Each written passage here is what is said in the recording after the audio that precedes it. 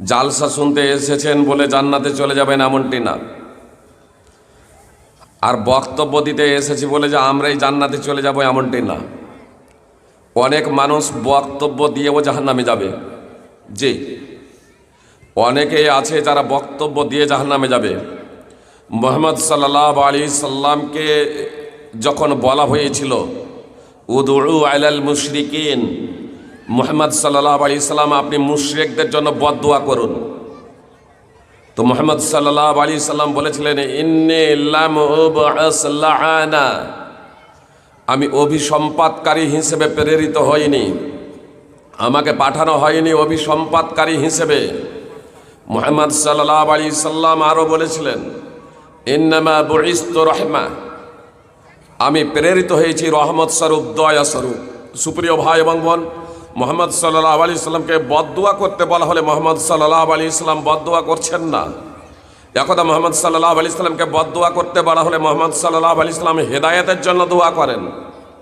একদিকে বলছেন আমি রহমত স্বরূপ প্রেরিত হয়েছি, দয়া স্বরূপ প্রেরিত হয়েছি, আর এটাই তো চূড়ান্ত বাস্তব। আল্লাহ তাআলা পবিত্র কোরআনে দ্ব্যর্থহীনভাবে ঘোষণা দিয়েছেন ওয়া মা আরসালনাকা ইল্লা রাহমাতাল লিল আলামিন, মুহাম্মদ সাল্লাল্লাহু আলাইহি সাল্লাম আমি তোমাকে একমাত্র নিখিল বিশ্বের জন্য রহমত ও দয়া স্বরূপ প্রেরণ করেছি। মুহাম্মদ সাল্লাল্লাহু আলাইহি সাল্লাম দয়া স্বরূপ প্রেরিত হয়েছিলেন, রহমত স্বরূপ প্রেরিত হয়েছিলেন। সুপ্রিয় ভাই এবং বোন, কিন্তু সেই মুহাম্মদ সাল্লাল্লাহু আলাইহি সাল্লামই সেই বক্তার জন্য বদদুয়া করেছেন যে জাতিকে হাসানোর জন্যে মিথ্যা কথা রচনা করে, জাতিকে হাসানোর জন্য মিথ্যা কথা বলে। নবী সাল্লাল্লাহু আলাইহি সাল্লাম তিনবার করে তার জন্য বদদুয়া করেছেন। সুনানে তিরমিজি, সুনানে আবু দাউদ, হাদিস নম্বর 4990, যে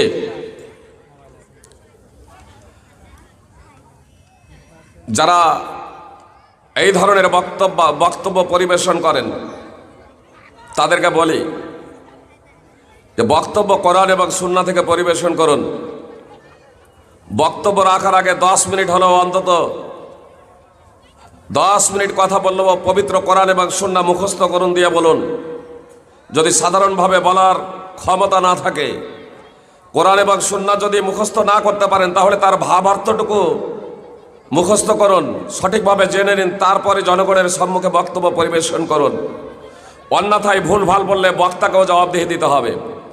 যে এজন্য অনেক বক্তাও জাহান্নামে যাবে আর অনেক শ্রোতাও জাহান্নামে যাবে। সুপ্রিয় ভাই এবং বোন, সহিহ বুখারী হাদিস নম্বর 3267, সহিহ মুসলিম হাদিস নম্বর 2989।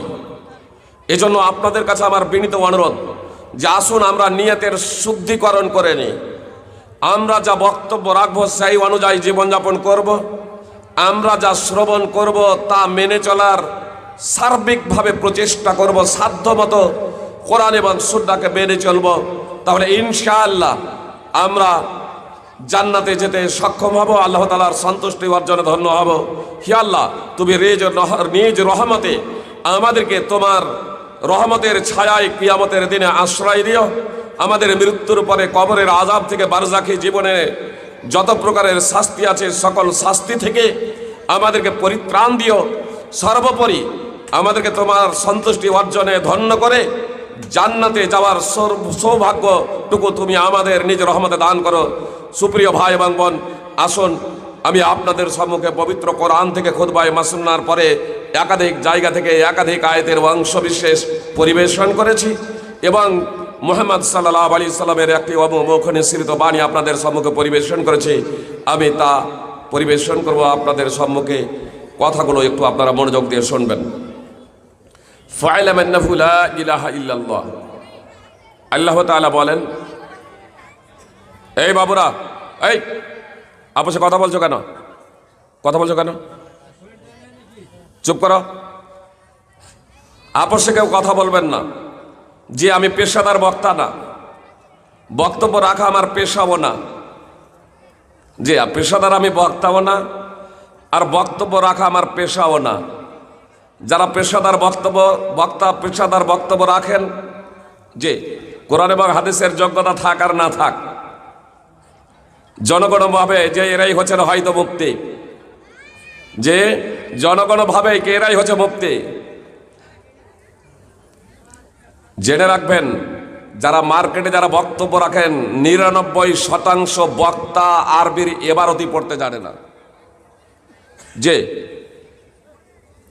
আর যদি বলেন যে ফাইজি সাহেব বাড়িয়া চাড়িয়া বলছেন, আজকেও যতগুলো বক্তা আছে বলেন আমি থেমে যাব যদি তারা যদি বলেন যে পড়ে দেবো এবারত, আজকের বলেন সব জায়গার। এজন্য প্রচলিত বক্তব্য নয়, আপনার ফতুয়া প্রচলিত বক্তার মুখ থেকে আপনারা নেবেন না। মাদ্রাসা আছে, মাদ্রাসার শাইখুল হাদিস আছেন, হেড মোদারিস আছেন বা সেকেন্ড মোদারিস আছেন, মাদ্রাসার আলেমদের গুরুত্ব দিতে শিখুন। সুপ্রিয় ভাই এবং বোন, মাদ্রাসার যারা আলেম কথা খুব মনোযোগ দিয়ে শুনুন। আমরা মাদ্রাসার আলেমদের আমরা গুরুত্ব দিই না, মাদ্রাসার আলেমদের আমরা মর্যাদা দিই না।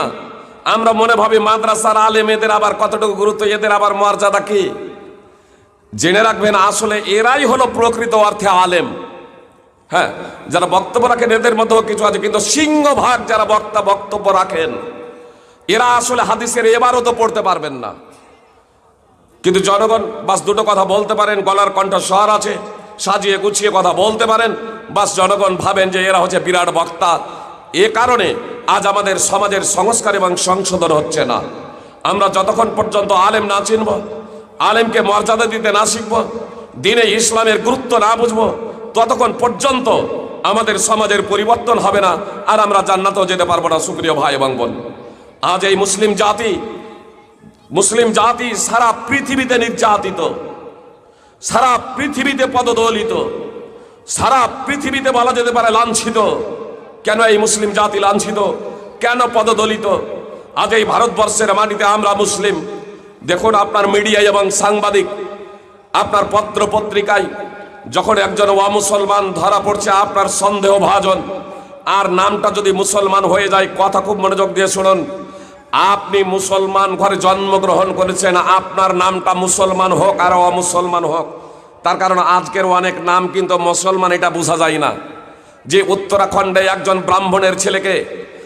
ব্রাহ্মণের ছেলেকে মুসলমান মনে করে হত্যা করে দিল, আপনারা দেখলেন না?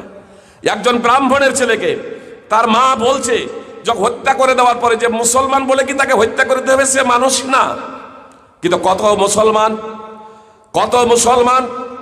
কত দলিত, কত আদিবাসীকে আপনার হত্যা করা হচ্ছে, তার ইয়ত্তা নেই।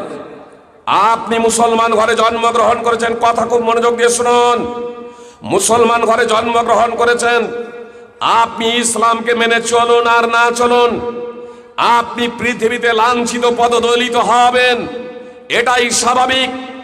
যদি আমরা প্রকৃত অর্থে যদি মুসলমান হয়ে যাই, ইসলাম অনুযায়ী জীবনযাপন করি, পবিত্র কোরআন এবং সুন্নাহর মানদণ্ডে, তাহলে কিন্তু আমরা লাঞ্ছিত হব না, তাহলে কিন্তু আমরা পদদলিত হব না। বলবেন ফাইজি সাহেব আপনি তো বললেন যে ইসলামকে মানুন আর না মানুন লাঞ্ছিত হতে হবে। সুপ্রিয় ভাই এবং বোন, আমরা যাকে ইসলাম ভাবছি, আমরা যাকে মুসলমান ভাবছি, একটা বিষয় বলি তাহলে আপনাদের বুঝতে সুবিধা হবে। একটা ছেলে বা একটা মেয়ে দেখতে খুব কৃষ্ণবর্ণ, দেখতে খুব কদাকার, কালো কুৎসিত, নাকটাও একেবারে ছোট এবং চ্যাপ্টা, আর তার নাম যদি তার পিতামাতা রাখে সুন্দর এবং সুন্দরী, ছেলে হলে সুন্দর, মেয়ে হলো সুন্দরী, তাহলে আমরা তাকে সুন্দর এবং সুন্দরী বলে ডাকবো না ডাকবো না? কি বলছেন? সুন্দর সুন্দরী বলবো না?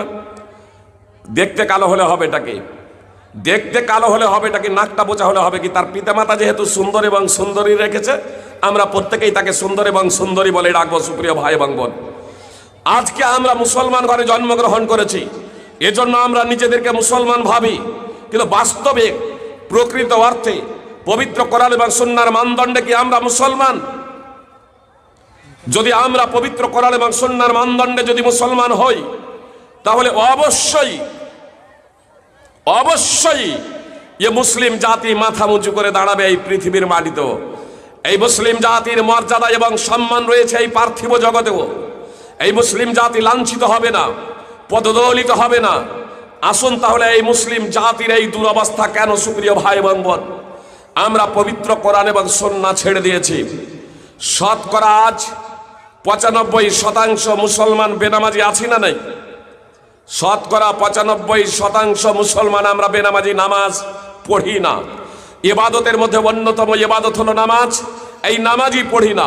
তো নামাজ না পড়াটাও হলো যে চরমতম অপরাধ। সুপ্রিয় ভাই এবং বোন, মদ পান করা অপরাধ আমরা জানি, মদ পান করা অপরাধ, জেনা ব্যভিচার অপরাধ, সুদ খাওয়া অপরাধ, ঘুষ খাওয়া অপরাধ, যত প্রকারের অপরাধ আছে সুপ্রিয় ভাই এবং বোন, এগুলো সুদ খাওয়া, ঘুষ খাওয়া, মদ পান করা, নেশাদার দ্রব্য সবে সেবন করা, এগুলো যত বড় অপরাধ, এর থেকেও বড় অপরাধ সুপ্রিয় ভাই এবং বোন নামাজ না পড়া, পাঁচ ওয়াক্তের নামাজ আদায় না করা।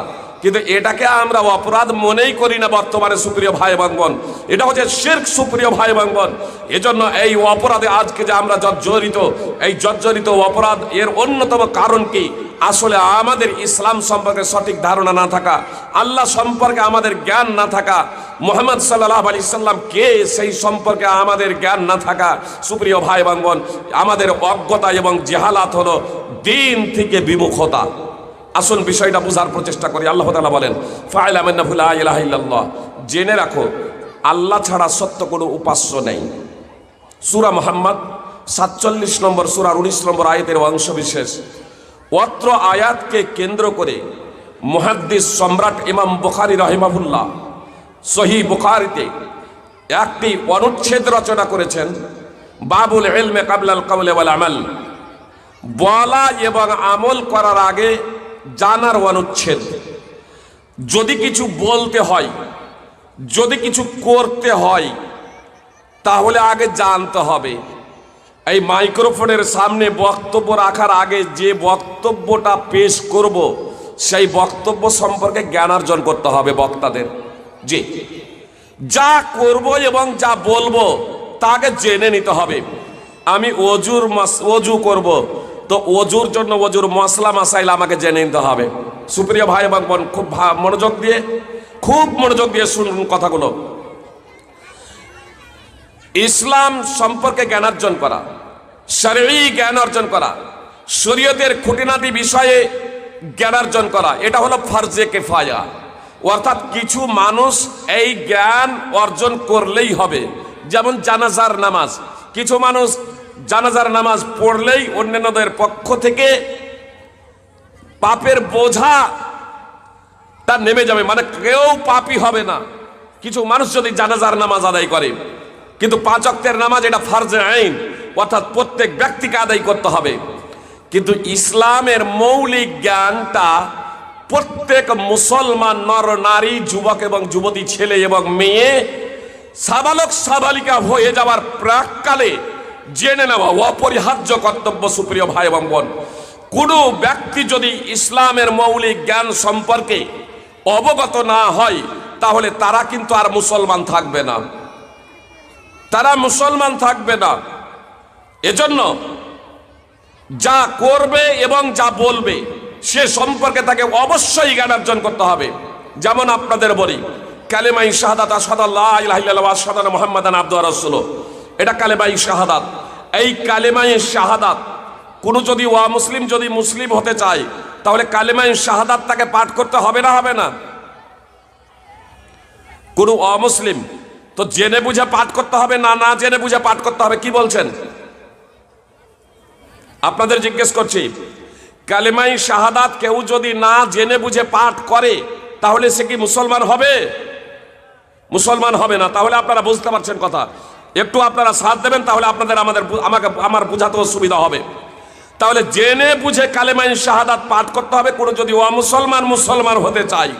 সুপ্রিয় ভাই এবং বোন, কোনো যদি মুসলমান মুসলিম হতে চাই, তাহলে কালেমায়ে শাহাদাত জেনে বুঝে পাঠ করতে হবে।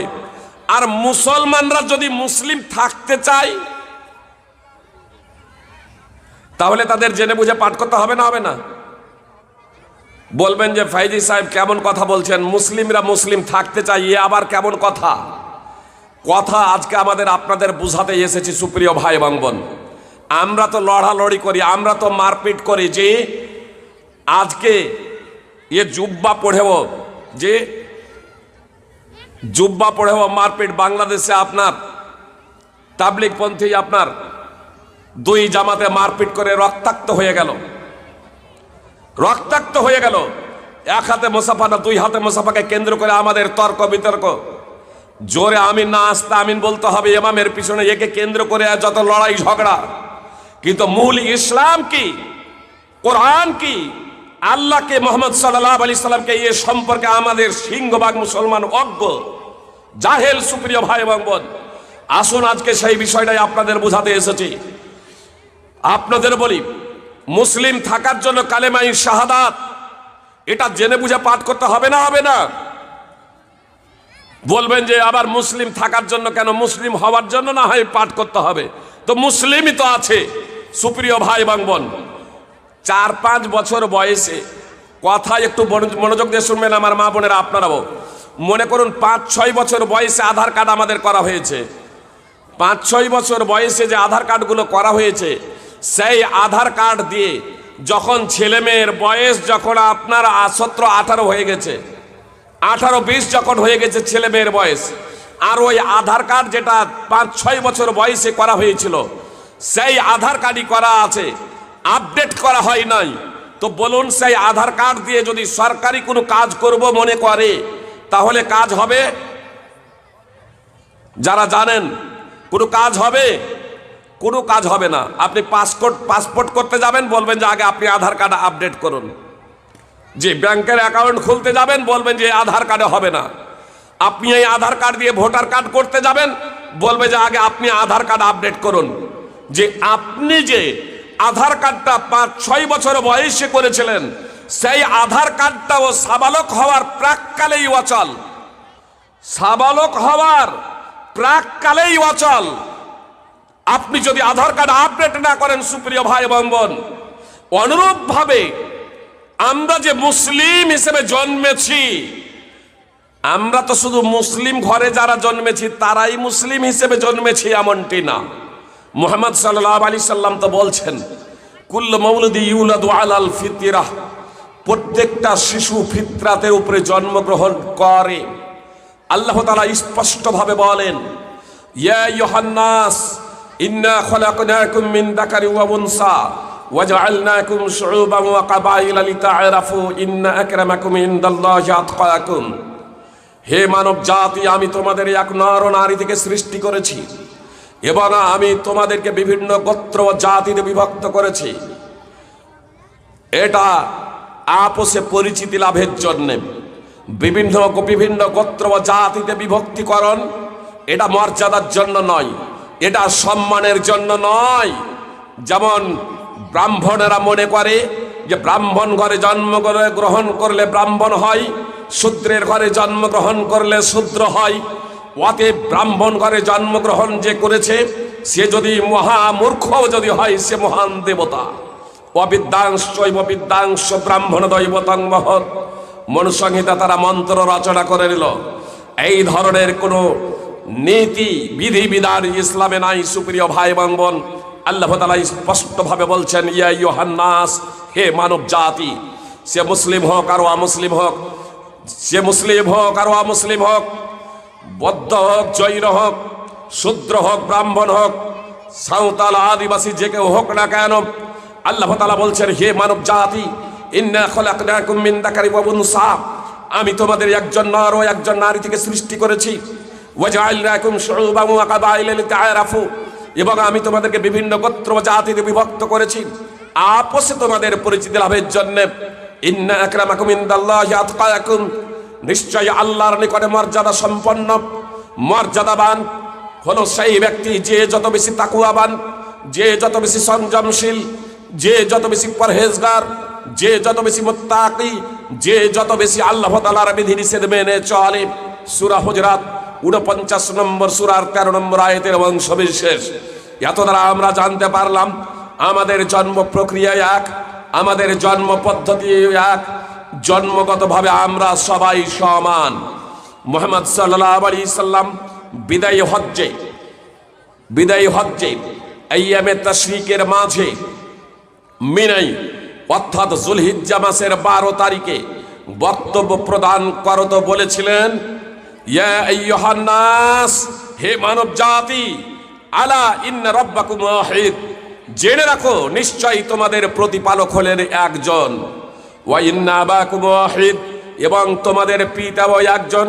লা ফাদলা লি আরাবিয়িন আলা আজামি, আরাবিয়ান ব্যক্তির কোনো প্রাধান্য নেই অনারব ব্যক্তির উপরে। ওয়ালা লি আজামিয়িন আলা আরাবি, এবং ওয়ানারব ব্যক্তিরও কোনো প্রাধান্য নেই আরাবিয়ান ব্যক্তির ওপরে। ওয়ালা আসওয়াদ আলা আহমার ওয়ালা আহমার আলা আসওয়াদ ইল্লা বিত্তাকওয়া, সাদার উপরে কালোর, কালোর উপরে সাদার কোনো প্রাধান্য নেই ইল্লা বিত্তাকওয়া, তবে সংযমশীলতার মাধ্যমে, তাকওয়ার মাধ্যমে। যে যত বেশি আল্লাহ তাআলাকে মেনে চলে, যে যত বেশি আল্লাহ তাআলার বিধিনিষেধ মেনে চলে, সে তত বেশি মর্যাদা সম্পন্ন, সে তত বেশি আল্লাহ ওয়ালা, আল্লাহর নিকটে সম্মানিত। মুসনাদ আহমদ হাদিস নম্বর 23,489। এত দ্বারা স্পষ্ট হয়ে গেল যে জন্মগতভাবে আমরা সবাই সমান, সবাই প্রথমে মুসলিম ছিলাম। সুপ্রিয় ভাই এবং বোন, মুসলিমরাও প্রথমে মুসলিম ছিল। সুতরাং মুহাম্মদ সাল্লাল্লাহু আলাইহি সাল্লাম বলছেন, কুল্লু মাউলুদি ইউলাদু আলাল ফিতরাহ, প্রত্যেকটা শিশু ফিতরাতের উপরে জন্মগ্রহণ করে, প্রত্যেকটা শিশু ফিতরাতের উপরে জন্মগ্রহণ করে। ফাআবাহু ইউহাব্বিদানিহি আও ইউনাসসিরানিহি আও ইউমাজ্জিসানি, অতঃপর তার পিতামাতা তাকে ইহুদি বানায়, তার পিতামাতা তাকে খ্রিস্টান বানায়, তার পিতামাতা তাকে অগ্নি পূজক বানায়। সহিহ বুখারী হাদিস নম্বর 1385, সহিহ মুসলিম হাদিস নম্বর 2658, সহিহ মুসলিম এবং তিরমিজির একটি বর্ণনায় রয়েছে ওয়ায়ুশারিকানি, তার পিতামাতা তাকে মুশরিক বানায়। সুপ্রিয় ভাই এবং বোন, এক কথায় প্রত্যেকটা শিশু মুসলিম হিসেবে জন্মগ্রহণ করে। হাদিসে কুদসি অর্থাৎ নবী সাল্লাল্লাহু আলাইহি সাল্লাম বলেছেন, আল্লাহ তাআলা বলেছেন, ইন্নী খলাকতু ইবাদি হুনাফা কুল্লাহুম, নিশ্চয় আমি আমার সকল বান্দাকে আমার একনিষ্ঠ করে তাওহীদকে মান্যকারী হিসেবে, এক কথায় মুসলিম হিসেবে সৃষ্টি করেছি। আল্লাহ তাআলা বলছেন তাওহীদ মান্যকারী হিসেবে, সত্যকে গ্রহণ করার যোগ্যতা দিয়ে আমি তাদেরকে সৃষ্টি করেছি। ওয়া ইন্নাহুম আতাতহুমুশ শায়াতিন ফাজতালাতুহুম আন দীনিহিম, শয়তানগুলো তাদের কাছে এলো এবং তাদেরকে তাদের ধর্ম থেকে বিচ্যুত করে দিল, তাদেরকে তাদের ধর্ম থেকে দূরে সরিয়ে দিল। সহিহ মুসলিম হাদিস নম্বর 2865। এত দ্বারা স্পষ্ট হয়ে গেল যে জন্মগতভাবে আমরা সবাই মুসলমান। আরো বিষয়টি স্পষ্ট হয়ে যায় সহিহ বুখারীর সামরা বিন জুনদাব রাদিয়াল্লাহু তাআলা আনহু সূত্রে বর্ণিত বিখ্যাত হাদিস, সহিহ বুখারীর হাদিস নম্বর 7047। আলোচনার সাথে সামঞ্জস্য রেখে একটা পয়েন্ট আপনাদের সামনে এখান থেকে উল্লেখ করছি। মুহাম্মদ সাল্লাল্লাহু আলাইহি সাল্লামকে একদা জিবরিল এবং মিকাইল, এই দুইজন ফেরেশতা নিয়ে গিয়েছিলেন পবিত্র ভূমির দিকে। মুহাম্মদ সাল্লাল্লাহু আলাইহি সাল্লাম অনেকগুলো দৃশ্য দেখেছিলেন। তার মধ্যে একটা দৃশ্য ছিল যে একটা বৃক্ষের নিচে একটা লম্বা লোক বসেছিল, আর তার আশেপাশে অনেকগুলো ছেলে মেয়ে। মুহাম্মদ সাল্লাল্লাহু আলাইহি সাল্লাম জিজ্ঞেস করলেন, এই বাগিচার মধ্যে বৃক্ষের নিকটে এই লম্বা লোকটা কে, আর তার আশেপাশে যারা আছে তারা কারা? মুহাম্মদ সাল্লাল্লাহু আলাইহি সাল্লামকে ফেরেশতারা জবাব দিয়েছিলেন, এই লম্বা লোকটা হলেন ইব্রাহিম সাল্লাল্লাহু আলাইহি সাল্লাম। জি, আমরা মুহাম্মদ সাল্লাল্লাহু আলাইহি সাল্লাম বলি, অন্যান্য নবীর ক্ষেত্রে আলাইহিস সালাম বলি, কিন্তু অন্যান্য নবীর ক্ষেত্রেও কখনো কখনো সাল্লাল্লাহু আলাইহি সাল্লাম বলা যায়। সুতরাং সহিহ বুখারীর 7047 নম্বর হাদিসে এখানে ইব্রাহিম সাল্লাল্লাহু আলাইহি সাল্লামই আছে। তো ফেরেশতারা জবাব দিচ্ছেন, ইব্রাহিম সাল্লাল্লাহু আলাইহি সাল্লাম এই লম্বা লোকটা, আর তার আশেপাশে যারা বসে আছে এরা হচ্ছে কুল্লু মাউলুদিন মাতা আলাল ফিতরাহ, কুল্লু মাউলুদিন মাতা আলাল ফিতরাহ। বললেন যে এগুলো প্রত্যেক সেই শিশু যারা ফিতরাতের উপরে মৃত্যুবরণ করেছে, আর পিতামাতা তাদেরকে ইহুদি, খ্রিস্টান, অগ্নি পূজক, মুশরিক, এক কথায় অমুসলিম বানানোর আগে তারা কিসের উপরে জন্মগ্রহণ করেছিল? ফিতরাতের উপরে। আল্লাহ রাসূল সাল্লাল্লাহু আলাইহি সাল্লাম যখন এই ঘটনাটা সাহাবীদের সামনে বর্ণনা দিচ্ছেন, তখন কিছু সাহাবী প্রশ্ন করে বসলেন। আল্লাহ রাসূল সাল্লাল্লাহু আলাইহি সাল্লাম যারা ওয়াউলাদুল মুশরিকিন, মুশরিকদের সন্তান সন্ততি, মুশরিকদের সন্তান সন্ততি ছেলে মেয়ে কোথায়? তখন মুহাম্মদ সাল্লাল্লাহু আলাইহি সাল্লাম বললেন, ওয়াউলাদুল মুশরিকিন, মুশরিকদের ছেলে মেয়েরাও। অর্থাৎ ইব্রাহিম আলাইহিস সালামের আশেপাশে বাগিচায় যাদেরকে দেখেছিলাম তাদের মধ্যেই মুশরিকদের, মুসলিমদের ছেলে মেয়েরাও রয়েছে। এত দ্বারা কি বোঝা গেল? যে মুসলমান ঘরে কেউ জন্মগ্রহণ করুক আর মুসলমান ঘরে কেউ জন্মগ্রহণ করুক, যদি শিশু অবস্থায় মৃত্যুবরণ করে তাহলে তারা জান্নাতে যাবে, স্বর্গে যাবে। সুপ্রিয় ভাই বোন, এবার থাকলো সাবালক সাবালিকা হয়ে যাওয়ার পরে, সাবালক সাবালিকা হয়ে যাওয়ার পরে ইহুদিরা তাদের ছেলে মেয়েকে ইহুদি বানিয়ে দেয়, খ্রিস্টানেরা খ্রিস্টান বানিয়ে দেয়, অগ্নি পূজকেরা অগ্নি পূজক বানায়, মুশরিকরা মুশরিক বানায়। অর্থাৎ তার পিতা মাতা যে মতবাদ এবং ধর্ম পালন করে সেই ধর্মের অনুসারী বানায়। এগুলো হলো ভ্রান্ত ধর্ম। তার কারণ ধর্ম হলো আল্লাহ তাআলার নিকটে একটাই, আর তা হলো ইসলাম। পৃথিবীতে যত নবী রাসূল এসেছিলেন প্রত্যেকেই ইসলামের প্রচার এবং প্রসার করে গিয়েছেন। সুপ্রিয় ভাই এবং বোন, ইসলাম ধর্মের প্রচার এবং প্রসার করে গিয়েছেন। ইসলাম ধর্মই হলো আল্লাহ তাআলার নিকটে একমাত্র ধর্ম। হাদিসের কোন জায়গাতে অনেক শেখ আলেম ওলামা মাদানী আল্লামাদের আমি জিজ্ঞেস করেছি যে আল্লাহ রাসূল সাল্লাল্লাহু আলাইহি সাল্লাম যে বললেন কুল্লু মাউলুদি ইউলাদু আলাল ফিতরা ফা আবাওয়াহু ইহাবিদানিহি আও ইনাসিরানিহি আও মাজিসানিহি ওয়া ফি রাওয়ায়া ওয়া ইউশারিকানিহি। তো কোন জায়গাতে কোন রাওয়ায়াতে কি আবি সাল্লিমানিহি তার পিতামাতা তাকে মুসলিম বানায়, তার পিতামাতা তাকে মুসলমান বানায়, এই বাক্যটা আছে? তারা বলছেন না, এই বাক্য নেই। কেন নেই? যে কেন নেই জানেন? আরে মুসলিম হয়েই তো জন্মগ্রহণ করেছে, মুসলিম থেকে অমুসলিম বানানো হচ্ছে, ইহুদি বানানো হচ্ছে, খ্রিস্টান বানানো হচ্ছে। যে মুসলিম থেকে অবৈধ, মুসলিম থেকে অমুসলিম তাদেরকে বানানো হচ্ছে। সুপ্রিয় ভাই এবং বোন, আর এরা তো মুসলিম, সবাই মুসলিম আসলে ছিল। পৃথিবীতে যত মানুষ জন্মগ্রহণ করে সবাই মুসলিম হিসেবে জন্মগ্রহণ করে। এদের শুধু আপডেট করতে হবে, এদের আপডেট। এজন্য মুসলিম বানাবে এ কথা বলা হয়নি, এজন্য মুসলিম বানাতে হবে এ কথা বলা হলো না। কি বললেন রাসূল সাল্লাল্লাহু আলাইহি সাল্লাম? তালাবুল ইলমি ফারিজাতুন আলা কুল্লি মুসলিম। প্রত্যেক মুসলিমের জন্য জ্ঞানার্জন করা অপরিহার্য কর্তব্য। প্রত্যেক মুসলিমের জন্য জ্ঞানার্জন করা অপরিহার্য কর্তব্য। প্রত্যেক মুসলিমের জন্য শিক্ষা করাটা ফরজ, এ কথা রাসূল সাল্লাল্লাহু আলাইহি সাল্লাম বললেন। সহিহুল জামি হাদিস নম্বর 3913 ও 14। সুপ্রিয় ভাই এবং বোন, আমরা জানি নামাজ ফরজ, আমরা জানি রোজা ফরজ, আমরা জানি হজ ফরজ, আমরা জানি যাকাত ফরজ।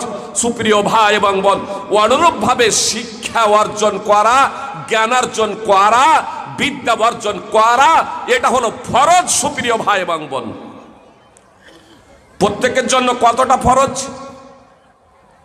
সুপ্রিয় ভাই এবং বোন, পার্থিব যে শিক্ষা আছে, এই পার্থিব শিক্ষা সকলের জন্য অপরিহার্য নয়। অনুরূপভাবে শরীয়তের, ইসলামের প্রত্যেকটা বিষয় সম্পর্কে খুঁটি নাটি জানাটা প্রত্যেক মুসলমানেরও জন্য অপরিহার্য নয়। তবে ইসলামের যে মৌলিক জ্ঞান, এই মৌলিক জ্ঞান সম্পর্কে আপনাকে অবশ্যই আপনাকে শিখতে হবে। যেমন প্রত্যেকটা মুসলিমের জন্য আপনার ঈমান কি, ইসলাম কি, এটা আপনাকে জানতেই হবে। আপনার প্রত্যেকটা মুসলিমকে যদি ওকে মুসলিম থাকতে হয়, সুপ্রিয় ভাই এবং বোন, তাহলে আল্লাহ সম্পর্কে জ্ঞানার্জন করতেই হবে। আল্লাহ কে?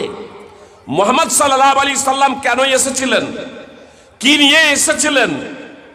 কি জন্য এসেছিলেন? আপনাকে জানতেই হবে।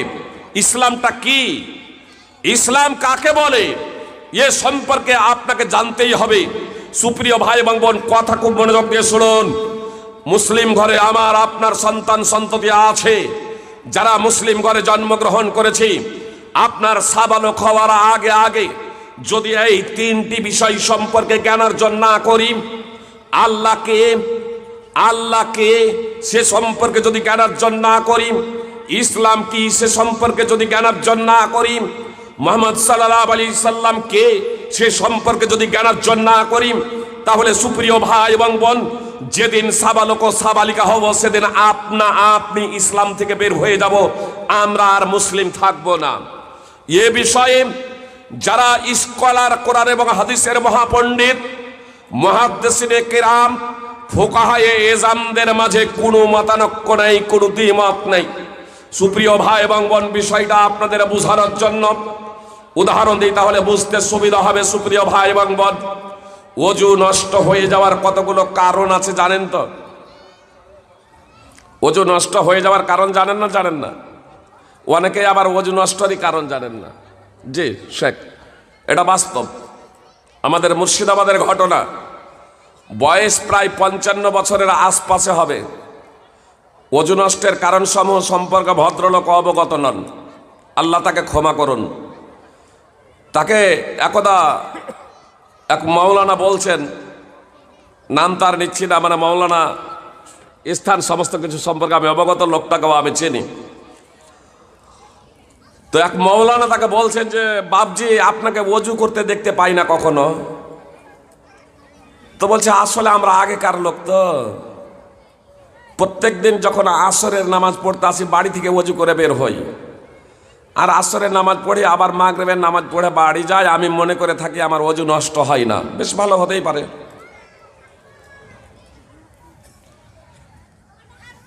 কখন তার বাতকর্ম হয় এটা তো আর লক্ষ্য করা সম্ভব নয়। ছেলেদেরকে বললেন মাদ্রাসার মাওলানা সাহেব যে আচ্ছা, এই চাচাজিকে তোমরা ফলো করিও তো, যে কখনো বাথরুমে যায় কিনা, টয়লেট করার জন্য কখনো সে যায় কিনা, এটা তোমরা ফলো করবে আসরের নামাজ পড়ার পর থেকে নিয়ে মাগরিব পর্যন্ত। এর মাঝে তোমরা ফলো করবে। তার কারণ আসরের নামাজ পড়ে ওই মাদ্রাসা মসজিদ সংলগ্ন, আর তার পাশেই চায়ের দোকান, সেই চায়ের দোকানে আড্ডা মারেন। যেদিন বলেছে তার 2-1 দিন পরেই মাগরিবের যখন আজান হচ্ছে তখন চা পান করছেন, আর এইদিকে সব নামাজে দাঁড় হয়েছে। দুটো ছেলে আপনার রুম থেকে ওই ভদ্রলোককে ফলো করছেন যে আজকে কি করছে দেখি। চা খাওয়ার পরে আপনার টয়লেটে গিয়েছেন, আর টয়লেট থেকে আসার পরে ওযু না করে একবারে সোজা লাইনে আল্লাহু আকবার। ছেলে দুটাও দাঁড়িয়ে গেলেন, নামাজ পড়লেন, নামাজ পড়লো। নামাজ হয়ে যাওয়ার পরে ওই ছেলে দুটো মৌলানাকে গিয়ে বলছে, হুজুর আজকে কিন্তু চোর ধরা পড়ে গেছে। কি ব্যাপার? বলছে টয়লেটে গিয়েছিলেন, ওযু না করে কিন্তু নামাজে দাঁড়িয়ে গেছিলেন, আমরা দেখেছি। তারপরে ভদ্রলোককে ডাকলেন, চাচাজি আপনি আজকে ওযু করতে ভুলে গিয়েছিলেন নাকি? বলছে না তো, বাড়ি থেকেই ওযু করে এসেছি, আসরে নামাজ পড়েছি, আবার তো মাগরিবের নামাজ পড়লাম।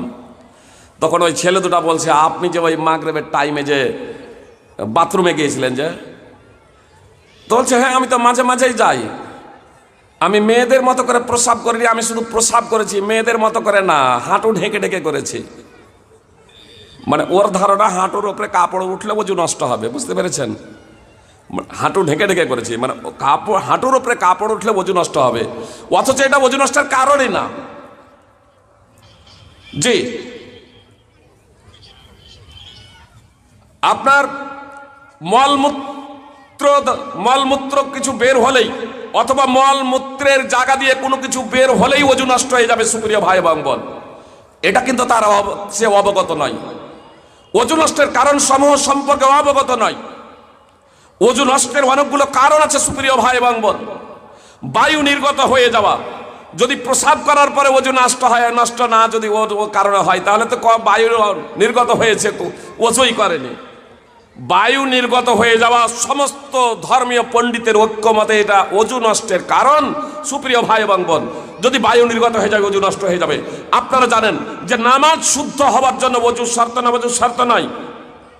নামাজ শুদ্ধ হওয়ার জন্য ওযু শর্ত। কতগুলো কারণ আছে, যে কারণগুলো সংঘটিত হলে ওযু নষ্ট হয়ে যাবে। যেমন উটের যদি মাংস খান, আপনার ওযু নষ্ট হয়ে যাবে। যে আপনি যদি ঘুমিয়ে শুয়ে যান, আপনি যদি শুয়ে ঘুমিয়ে যান তাহলে ওযু নষ্ট হয়ে যাবে। বসে বসেই যদি তন্দ্রা ভাব আসে, জি ওযু নষ্ট হবে না।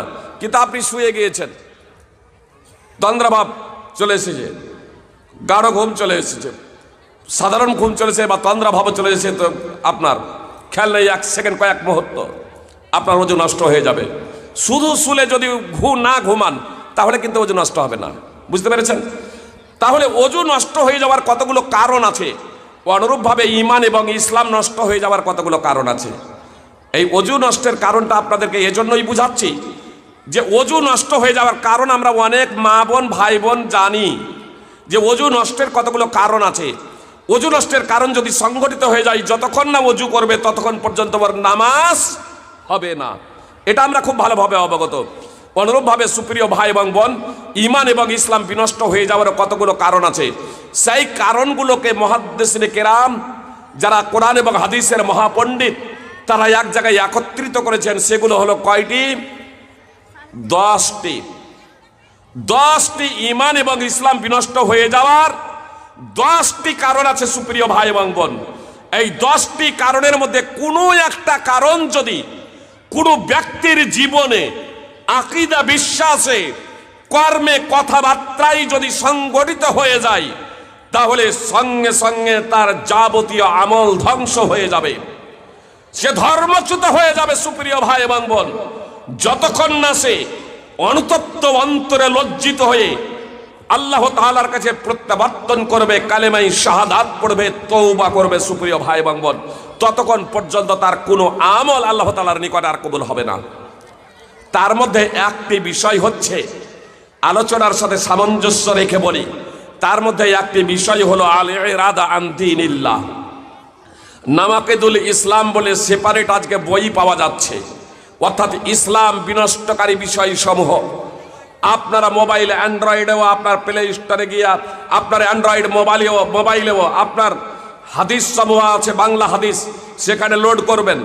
আপনার বাম দিকে থাকবে হাদিস, মিডিলে থাকবে কোরআন, ডান দিকে গ্রন্থ সমূহ।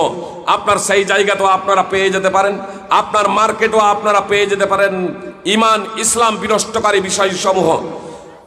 মুহাম্মদ বিন আব্দুল ওয়াহাব রাহিমাহুল্লাহর বিখ্যাত বই কিতাবুত তাওহীদ, সেই বইও আপনারা পেয়ে যাবেন। 10টি বিষয় ঈমান এবং ইসলাম বিধ্বংসী।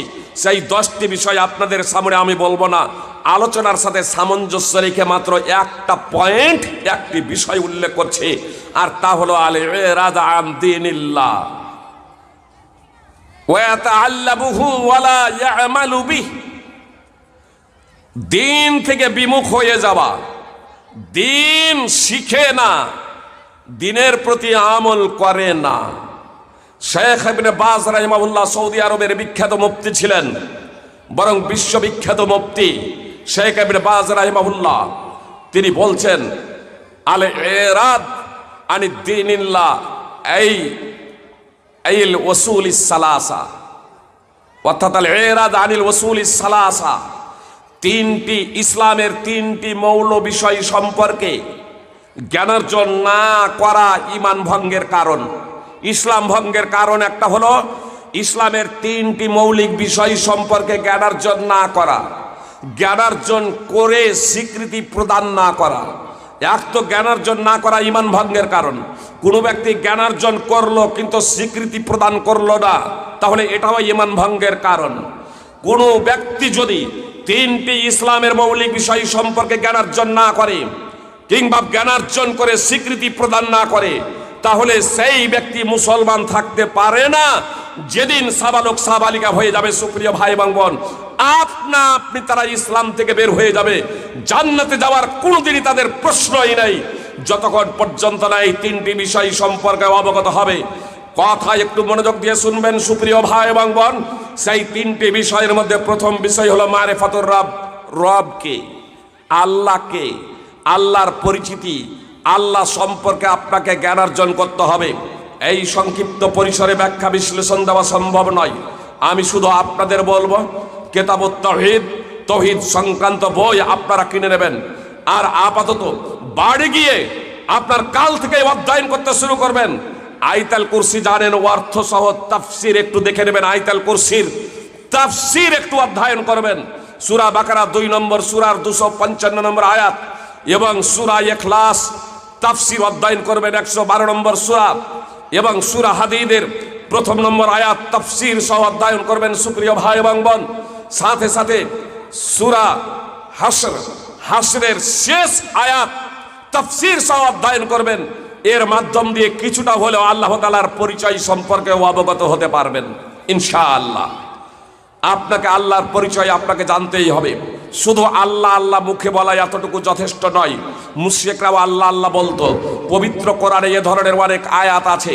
শুধু সূরাতুল মুমিনুন, সূরা মুমিনুন আপনার 23 নম্বর সূরার 84 থেকে 89 নম্বর আয়াত, সূরা জুমার 39 নম্বর সূরার 38 নম্বর আয়াত, আপনার সূরা আনকাবুত 29 নম্বর সূরার 61 থেকে 63 নম্বর আয়াত, পবিত্র কোরআনে এই ধরনের প্রচুর আয়াত আছে যেখানে আল্লাহ তাআলা মুহাম্মদ সাল্লাল্লাহু আলাইহি সাল্লামকে বলেছিলেন, মুহাম্মদ সাল্লাল্লাহু আলাইহি সাল্লাম আপনি মুশরিকদেরকে জিজ্ঞেস করুন যে আসমান জমিনের আদি স্রষ্টাকে, আকাশমণ্ডল ভূমণ্ডলকে সৃষ্টি করেছে, আশ্রয়দাতাকে, যার উপরে কোনো আশ্রয়দাতা নেই, রিস্ক দাতাকে, মৃত্যু দাতাকে, জীবন দাতাকে, সার্বভৌম ক্ষমতার অধিকারী কে?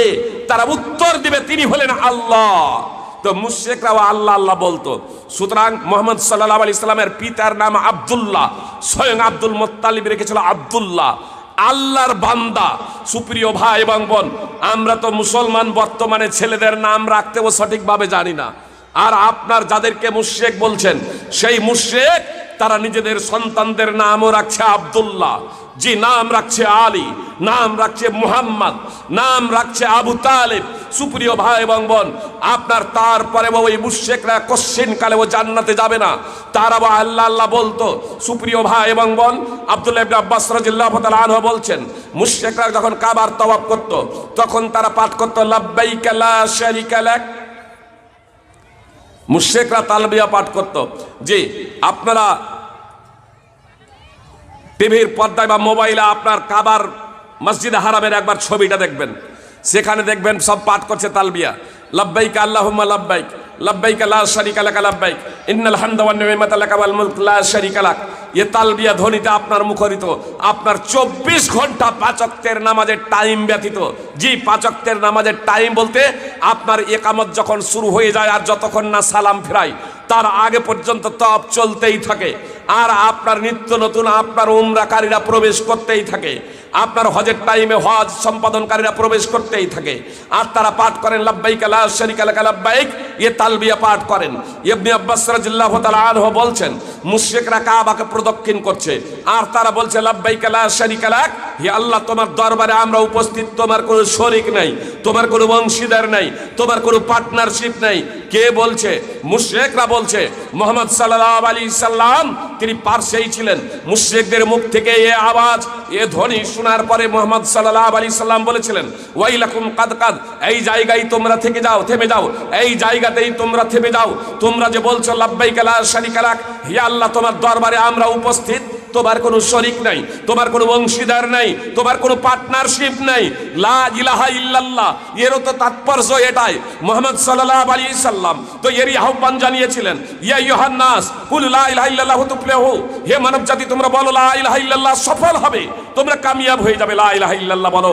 মুহাম্মদ সাল্লাল্লাহু আলাইহি সাল্লাম তো লা ইলাহা ইল্লাল্লাহর আহ্বান করেছিলেন। মুশরিকরা বলছে কাবার তওয়াফ করছে, কাবাকে প্রদক্ষিণ করছে আর বলছে লাব্বাইক লা শারীকা লাক, হে আল্লাহ তোমার দরবারে আমরা উপস্থিত, তোমার কোনো শরীক নেই। তারপরে কি করছে জানেন? মুশরিকরা কিন্তু এখানে থামলো না, তারা বলল ইল্লা শারীকান হুয়া লাকা তামলিকু হুয়া মা মালাক। তারা বলল কিন্তু একটা শরীক, একটা শরীক, আর আল্লাহ এই শরীকেরও মালিক তুমি। যাকে তোমার শরীক বলছি, যাকে তোমার অংশীদার পার্টনারশিপ বলছি, তারও মালিক আল্লাহ তুমি, অর্থাৎ সার্বভৌম ক্ষমতার অধিকারী আল্লাহ একমাত্র তুমি। ওয়ামা মালাক, ওয়ামা মালাক, মা এখানে ওয়ামা মা মালাক এর দুটো অর্থ। একটা হচ্ছে মা যখন মৌসুলা ধরবো, অর্থাৎ আল্লাদি মালাক, ওয়াল্লাদি মালাক, মানে ওয়াও হারফে আত, বুঝতে পেরেছেন তো? যখন মা যখন মৌসুলা যখন ধরা হবে, তো মা যখন মৌসুলা যখন ধরা হবে তখন এই যে শরীক, একে যতটুকু ক্ষমতা দিয়েছি আমরা তারও মালিক তুমি, মানে এরও মালিক তুমি, আর একে যতটুকু ক্ষমতা দিয়েছি তারও মালিক তুমি, অর্থাৎ সার্বভৌম ক্ষমতার অধিকারী আল্লাহ একমাত্র তুমি। আর দ্বিতীয় অর্থ, আর এটাই বেশি প্রাধান্যযোগ্য, ওয়ামা মালাক ওয়া তামলিকু হুয়া মা মালাক, আল্লাহ যাকে আমরা তোমার শরীক করেছি আল্লাহ তুমি তারও মালিক, ওয়ামা মালাক, আর যাকে তোমার শরীক করেছি সে কোনো কিছুরই মালিক না, সে উপকারও করতে পারে না, অপকারও করতে পারে না। আল্লাহ তুমি একমাত্র উপকার করতে পারো এবং অপকার করতে পারো, এরা কিছু উপকার এবং অপকার করতে পারে না। সহিহ মুসলিম হাদিস নম্বর 1185। জি, মুশরিকরাও এটা স্বীকার করত মহা বিপদে পড়লে। সুতরাং মক্কা বিজয়ে মুহাম্মদ সাল্লাল্লাহু আলাইহি সাল্লামকে, মক্কা বিজয়ের দিনে মুহাম্মদ সাল্লাল্লাহু আলাইহি সাল্লাম মক্কার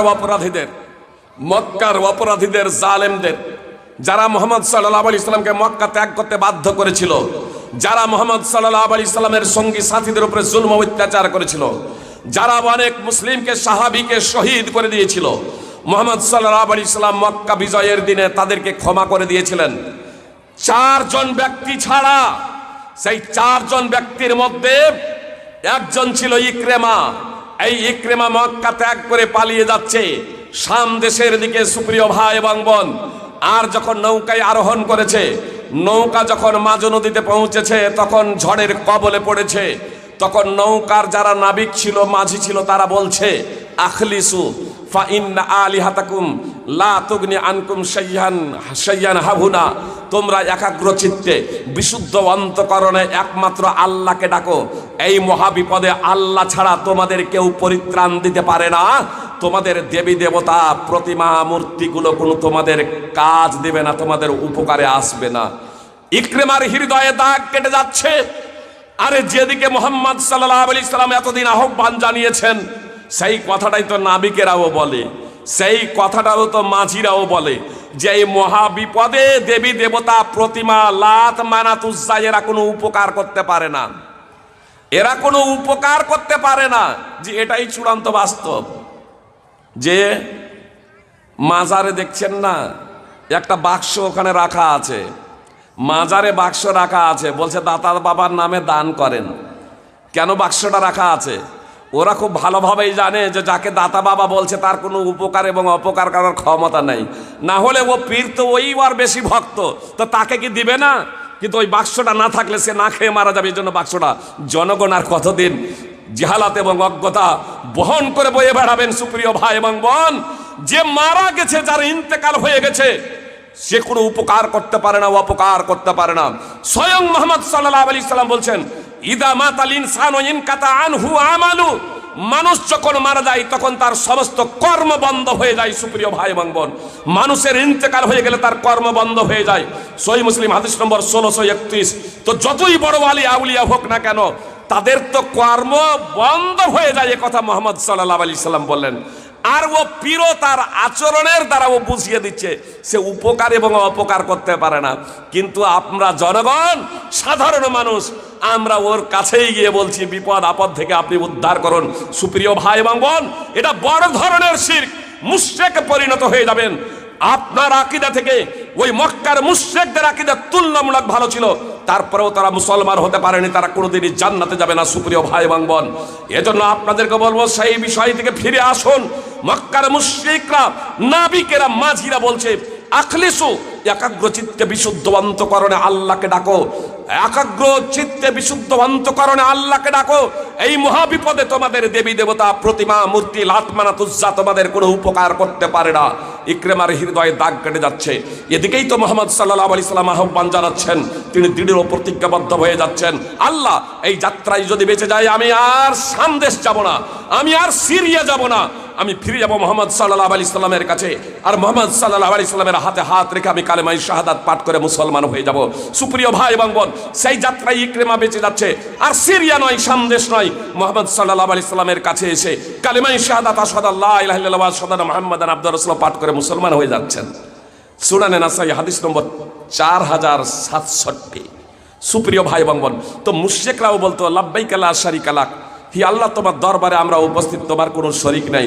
কিন্তু তারপরে আবার তারা তাদের রীতি অনুযায়ী, তাদের আকীদা বিশ্বাস অনুযায়ী তারা বলতো ইল্লা শারিকান হুয়া লাকা তামলিকু হুয়া মা মালাক, তবে একটা শরিক, একটা অংশীদার, সেই অংশীদারের মালিক আল্লাহ তুমি, সে উপকারও করতে পারে না, অপকারও করতে পারে না। সহিহ মুসলিম হাদিস নম্বর 1185। সুপ্রিয় ভাই এবং বোন, তারপরেও এরা মুসলমান হতে পারে নি। তাহলে আল্লাহ আল্লাহ বলতো, এই আল্লাহ আল্লাহ এতটুকু আপনার জন্য যথেষ্ট নয়। সুপ্রিয় ভাই এবং বোন, আল্লাহকে, তার গুণাবলী সম্পর্কে আপনাকে জানতে হবে। আসলে আল্লাহ যে কত মহান, আল্লাহ যে কত মহান, আল্লাহ যে কত দয়াবান, আল্লাহ যে কত ক্ষমাশীল, আল্লাহ যে কত কঠোর শাস্তি দাতা, তার মহত্ব এবং বড়ত্ব সম্পর্কে জানবো তবেই তো। সুপ্রিয় ভাই এবং বোন, আল্লাহ কত বড় আয়াতুল কুরসি তার তাফসির অধ্যয়ন করবেন। সূরা বাকারা 2 নম্বর সূরার 255 নম্বর আয়াত তাফসির সহ একটু দেখবেন, তাফসিরে ইবনে কাসির অধ্যয়ন করবেন। জি, কুরসি, কুরসি মানে আমরা সাধারণত কি বুঝি? আর রহমান আলাল আরশি ইস্তাওয়া, আল্লাহ তাআলা আরশে আরোহণ করেছেন। সূরা তাহা 20 নম্বর সূরার 5 নম্বর আয়াত। আর কুরসিটা কি জানেন? এই কুরসিটাই আকাশ কত বড় আছে? আকাশ, আকাশ যে কত বড় আছে এটা আজকে আমাদের ধারণার বাইরে। আপনারা এই যে সূর্য দেখছেন, সূর্য থেকেও বড় বড় নক্ষত্র আছে, সূর্যের থেকেও কোটি কোটি গুণ বড় নক্ষত্র রয়েছে। পৃথিবী থেকে সূর্য কত বড়? কত বড়? যে পৃথিবী থেকে সূর্য কত বড়? 13 লক্ষ গুণ বড়, তাই তো? পৃথিবী থেকে সূর্য 13 লক্ষ গুণ বড়। পৃথিবী থেকে তো না, চন্দ্র থেকে? কি বলছেন? পৃথিবী থেকে। এই পৃথিবী থেকে, পৃথিবীটা কত বড়? এই পৃথিবী থেকে সূর্য হচ্ছে 13 লক্ষ গুণ বড়। আর সূর্য থেকেও বিজ্ঞানীরা বলছেন যে সূর্য থেকেও কোটি কোটি গুণ বড় এক একটা নক্ষত্র আছে। তাহলে আকাশটা কত বড়? যে আকাশকে আল্লাহ তাআলা সুশোভিত করেছেন নক্ষত্র গ্রহ দ্বারা, সেই আকাশ কত বড় সুপ্রিয় ভাই এবং বোন। তো আকাশ সমূহ এবং পৃথিবীকে পরিবেষ্টন করে আছে কুরসি। আর এই কুরসি, কুরসি আরবি শব্দ। সাধারণত কুরসি মানে চেয়ার, কিন্তু আল্লাহর এই চেয়ার না। আল্লাহর যে কুরসি, সেই কুরসি হচ্ছে ইবনে আব্বাস রাদিয়াল্লাহু তাআলা আনহু বলছেন যে আল্লাহ তাআলার পায়ের পাতা রাখার জায়গা। তো পায়ের যেটা পাতা রাখার জায়গা, সেই জায়গাটার যদি পেটের ভিতরে আকাশ সমূহ এবং পৃথিবী থাকে, তো মহান আল্লাহ তাআলা কত বড় সুপ্রিয় ভাই এবং বোন। সেই আল্লাহ সম্পর্কে যদি আমাদের যথার্থ জ্ঞান থাকে, সেই আল্লাহ সম্পর্কে যদি আমাদের যথার্থ জ্ঞান থাকে সুপ্রিয় ভাই এবং বোন, তাহলে আমরা অপরাধ করতে সাহস পেতাম না। সাহাবায়ে কেরাম রাদিয়াল্লাহু তাআলা আনহুম সেই বিষয় সম্পর্কে জেনেছিলেন, শিখেছিলেন মুহাম্মদ সাল্লাল্লাহু আলাইহি সাল্লামের মাধ্যমে। আর এর জন্য তাদের দ্বারা যদি তাদের অনিচ্ছা সত্ত্বে অপরাধ সংগঠিত হয়ে গেছে, অপরাধীকে খুঁজে বেড়াতে হয়নি, অপরাধী নিজেই আত্মসমর্পণ করেছে। সুতরাং একজন মহিলার দ্বারা অপরাধ হয়ে যাচ্ছে, সে নিজেই সারেন্ডার মুহাম্মদ সাল্লাল্লাহু আলাইহি সাল্লামের কাছে। একজন পুরুষ সাহাবী, তার দ্বারা অপরাধ হয়ে যাচ্ছে, মুহাম্মদ সাল্লাল্লাহু আলাইহি সাল্লামের কাছে আত্মসমর্পণ করছেন, সারেন্ডার হয়ে যাচ্ছেন। মাইজ আসলামী, তিনি যে অপরাধ করেছেন, বিবাহিত, তিনি যে অপরাধ করেছেন, পাথর মেরে তাকে শেষ করে দেওয়া হবে। আদালতে পৌঁছে গেলে কোনো মানুষ দেখে নাই, নিজেই আত্মসমর্পণ করছে মুহাম্মদ সাল্লাল্লাহু আলাইহি সাল্লামের নিকটে যে আমি যে অপরাধ করেছি, এই অপরাধের কারণে আমাকে কঠিন শাস্তি ভোগ করতে হবে, না আখিরাতের শাস্তি আমি ভোগ করতে পারবো না, এজন্য পার্থিব জগতেই পবিত্র হয়ে যেতে চাই। মুহাম্মদ সাল্লাল্লাহু আলাইহি সাল্লামের কাছে এসে সাক্ষ্য দিচ্ছে, কোনো ব্যক্তি দেখেনি, কোনো মানুষ দেখেনি সুপ্রিয় ভাই এবং বোন, কিন্তু সে জানে মহান আল্লাহ দেখেছেন। আমার 2 কাঁধে যে ফেরেশতা আছেন, তারা দেখেছেন, তারা রেকর্ড করছেন, তারা নোট করছেন। এজন্য অপরাধ হয়ে গেলে তারা ভীত এবং সন্ত্রস্ত হয়ে যেতেন সুপ্রিয় ভাই এবং বোন। আর আজকে আমরা মুসলমান, কাফের যারা, নাস্তিক যারা, অমুসলিম যারা, তারা তো আল্লাহ সম্পর্কে জানে না, আল্লাহ সম্পর্কে অবগত নয়। এজন্য সে চুরি করতে পারে, সে ডাকাতি করতে পারে, নারী নির্যাতন করতে পারে, জুলুম অত্যাচার করতে পারে, সুদ খেতে পারে, ঘুষ খেতে পারে, নেশাজাত দ্রব্য সেবন করতে পারে, লটারি খেতে পারে, লটারি খেলতে পারে, নববর্ষ পালন করতে পারে সুপ্রিয় ভাই এবং বোন, পণ নিতে পারে। কিন্তু আমি এবং আপনি তো মুসলমান, তাহলে আমিও কেন নববর্ষ পালন করি? আমিও কেন সুদ খাই? আমিও কেন চুরি করি? আমিও কেন ঘুষ খাই? আমিও কেন পণ নেই? আমিও কেন নেশাজাত দ্রব্য সেবন করি? সুপ্রিয় ভাই এবং বোন, কথা খুব মনোযোগ দিয়ে শুনবেন। আমার ব্যাগ থেকে বের করে কিছু খাচ্ছিলাম, শেখকেও দিচ্ছিলাম। আসলে এটা খৈনি না, এটা আপনার আদা। জি, এটা আপনার আদা। আমার ব্যাগ থেকে আপনারাও খেতে পারেন টেস্ট করার জন্য, জি, এবং পরীক্ষা করার জন্য, ট্রাই করার জন্য। সুপ্রিয় ভাতৃবৃন্দ, অনেকেই বলে ভাত খাওয়ার পরে মনটা ভালো লাগে না। জি, আপনাকে জর্দা খেতে হবে না, আপনি গাড়ি চালাচ্ছেন, আপনাকে ওই খৈনি আর অমুক তুমুক খেতে হবে না, আপনি আদা সাথে রাখুন, একটু মুখে দেবেন, গলাটাও ফ্রেশ হয়ে যাবে, আপনার তন্দ্রা ভাবটাও ছুটে যাবে ইনশাআল্লাহ। যে আদা আপনার অনেক উপকারও আছে। সুপ্রিয় ভাতৃবৃন্দ ভগ্নীগণ, আমি বলছিলাম যে আমি মুসলমান, তারপরেও আমি অপরাধ করি কেন? আসলে আমি তো জেনে শুনে মুসলমান না। সুপ্রিয় ভাই এবং বোন, আসুন আল্লাহ তাআলা মুসলমানদের পরিচয় দিতে গিয়ে কি বলছেন? ইন্নামাল মুমিনুনা আল্লাযীনা ইযা যুকিরাল্লাহু ওয়াজিলাত কুলুবুহুম ওয়া ইযা তুলিয়াত আলাইহিম আয়াতুহু যাদাতুহুম ঈমানা। আল্লাহ তাআলা বলছেন মুসলমান তো হলো তারাই, ঈমানদার তো হলো তারাই, যখন আল্লাহকে স্মরণ করা হয় তখন তাদের অন্তর প্রকম্পিত হয়, যখন আল্লাহর বর্ণনা করা হয়, যখন আল্লাহর আলোচনা করা হয়, তখন ঈমানদারদের অন্তর কাঁপে, তাদের অন্তরে ভয় ঢুকে যায়। সুপ্রিয় ভাই এবং বোন, আল্লাহ তাআলা মুসলমানদের পরিচয় দিতে গিয়ে বলছেন, ঈমানদারদের পরিচয় দিতে গিয়ে বলছেন যে ঈমানদার ও মুসলমান তো হলো তারাই যাদের সামনে আল্লাহর আলোচনা করা হলে, আল্লাহর বর্ণনা করা হলে তাদের অন্তরে এক প্রকারের ভয় এবং ভীতির সঞ্চার হয়, তাদের অন্তরে ভয় ঢুকে যায়, তাদের অন্তর তখন আল্লাহর দিকে ধাবমান হয়। না, আমার দ্বারা আর পাপাচার করা যাবে না, আমি আর পাপ কাজ করব না, যে আমি আর অপরাধ করব না। সুপ্রিয় ভাই এবং বোন, কথা খুব মনোযোগ দিয়ে শুনুন।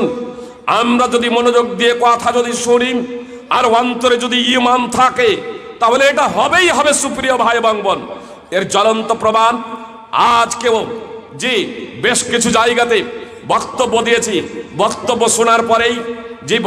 শোনার পরেই অনেকেই যারা পণ নিয়েছিল সঙ্গে সঙ্গে শ্বশুরের কাছে গিয়েছে। আমাদের মুর্শিদাবাদ কাবিলপুরের এক ঘটনা, কমিটির মধ্যেই একজন পণ নিয়েছিল, রাত্রেই গ্রামে শ্বশুর বাড়ির শ্বশুরের কাছে গিয়ে বলছে, শ্বশুর মশাই, পণ স্বরূপ তো টাকা আপনার কাছে নিয়েছিলাম, কিন্তু আমার কাছে সেই টাকা নেই, তো যদি মরে যাই তাহলে তো সমস্যা, তো এজন্য আপনার কাছে ক্ষমা চাইতে এসেছি, আপনি ক্ষমা করে দেন। শ্বশুর মশাই বলছেন, আমি ক্ষমা করতে পারবো না। ও সকালেই আপনার বাড়িতে যে আসবাবপত্র ছিল বিক্রয় করে আপনার শ্বশুরকে আপনার পরিশোধ করে ওই গ্রামের যে একজন ভালো মাওলানা যোগ্য আলেম, তিনি আমাকে পরে ফোন করে বলছেন, ফাইজি সাহেব এই ব্যাপার। বাস্তব ঘটনা। সুপ্রিয় ভাই এবং বোন, আপনি হাদিস দ্বারা এই ঘটনা শুনুন।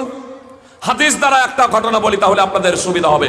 এখানে শুধু পাক্কা মুসলমান আর খাঁটি মুসলমানের কথা বলা হয়নি। অন্তরে যদি ন্যূনতম ঈমান থাকে তাহলে আপনার এটা সাড়া দিবে। সুপ্রিয় ভাই এবং বোন, এটা বোঝার জন্য একটা সাধারণ উদাহরণ দিই, তাহলে আপনাদের বুঝতে সুবিধা হবে। সুপ্রিয় ভাই এবং বোন, আপনার বিদ্যুৎ আছে, আপনার আওয়াজ শুনতে পাচ্ছেন আপনারা, বিদ্যুৎ আছে, লাইট জ্বলছে, বিদ্যুৎ থাকবে, কারেন্ট থাকবে, আপনার ফ্যান চলবে, কারেন্ট থাকবে, আপনার মোটর চলবে, জি আপনার যন্ত্র মোটর টটর যা কিছু আছে, ফ্যান ইত্যাদি সুইচ দিলেই অন করলেই আপনার চলবে। সুপ্রিয় ভাই এবং বোন, আপনি দেখছেন সুইচ দিচ্ছে না, আবার লাইট জ্বলছে না, ফ্যান ঘুরছে না, মোটর চলছে না, কি ব্যাপার? তাহলে কি লাইট নেই? আপনি মিটারে দেখছেন, তো মিটারে দেখছেন যে একেবারে লাইটটা হালকা টিপ টিপ করছে, হালকা ভাবে টিপ টাপ করছে। লাইন আছে না? নেই, লাইন আছে। আপনি বোর্ডে টেস্টার দিয়ে চেক করছেন, আপনার বোর্ড টেস্টার দিয়ে চেক করতে গিয়ে টেস্টারও দেখছেন হালকা লাইনটা আসছে, তো লাইন আছে না? নেই। আপনার ডাইরেক্ট যদি তারে হাত দেন তাহলে শর্ট মারবে না? মারবে না। ওই লাইনটাকে কি বলে? Series low voltage series line আছে। এই সিরিজ লাইনও তার পাওয়ার দেখাবে, তার ক্ষমতা দেখাবে। হাত ডাইরেক্ট দিলেই একবার চিৎকার করে উঠবে না, আপনার হাতকে ঝেড়ে ফেলে দেবে। সুপ্রিয় ভাই এবং বোন, তাহলে বিদ্যুৎ যে আছে তার একটা পাওয়ার আছে, ইমানের পাওয়ার আছে। সুপ্রিয় ভাই এবং বোন, আল্লাহ বলছেন এর পাওয়ার আছে। ইন্নামাল মুমিনুনা ইযা যুকিরাল্লাহু ওয়াজিলাত কুলুবুহুম, ইন্নামাল মুমিনুনা আল্লাযীনা ইযা যুকিরাল্লাহু ওয়াজিলাত কুলুবুহুম। আল্লাহ বলছেন ইমানের পাওয়ার আছে। আল্লাহ বলছেন যে ইমানদার ও মুসলমান তো হলো তারাই যাদের সামনে আল্লাহর আলোচনা করা হলে, আল্লাহকে স্মরণ করা হলে তাদের অন্তর কেঁপে যাবে, তাদের অন্তরে প্রকম্পন সৃষ্টি হবে। সুপ্রিয় ভাই এবং বোন, একটা ঘটনা বলি, তাহলে আপনাদের বুঝতে সুবিধা হবে। এক যুবক, সুপ্রিয় ভাই এবং বোন, কথা খুব মনোযোগ দিয়ে শুনুন, কথা মনোযোগ দিয়ে শুনুন। এক যুবক তার আপন চাচাতো বোনকে খুব ভালোবাসত, আপন চাচাতো বোনকে খুব ভালোবাসত। অবৈধভাবে জৈবিক চাহিদা পূরণের জন্যে দীর্ঘদিন ধরে অন্তরে কুপ্রবৃত্তি পুষে রেখেছিল। একদা তার চাচাতো বোনের কাছে প্রকাশ করলো, আমি তোমার সাথে জৈবিক চাহিদা পূর্ণ করতে চাই। তার চাচাতো বোন তার এই দাবিকে প্রত্যাখ্যান করে দিল, তার ডাকে সাড়া দিল না। একদা দুর্ভিক্ষ দেখা দিলে তার ডাকে, একদা দুর্ভিক্ষ দেখা দিলে তার কাছে এসে অর্থ সাহায্য চাইল। সে বলল, আমি অর্থ সাহায্য দেব, তবে অর্থ সাহায্য দেওয়ার পরেই কিন্তু আমাকে আমার মনের চাহিদা পূর্ণ করতে দিতে হবে। সেই মেয়েটা বিপদে পড়ে রাজি হয়ে গেল। 120 দিনার, কোনো বর্ণনায় আছে 100 দিনার। দিনারটা হলো স্বর্ণ মুদ্রা, 20 দিনারে জাকাত ফরজ। আর 120 দিনার, 20 দিনার সমান 85 গ্রাম সোনা। 20 দিনার সমান 85 গ্রাম সোনা, 7.5 ভরি সোনা। বর্তমানে 120 দিনারের মূল্য হচ্ছে প্রায় 30 লক্ষ টাকা। সে কোটিপতির সন্তান ছিল না, তৎক্ষণাৎ অর্থ দিয়ে দেবে। খুব কষ্ট করে টাকাটা জোগাড় করলো, জি, কারণ সে তার চাচাতো বোনকে চরম ভালোবাসত।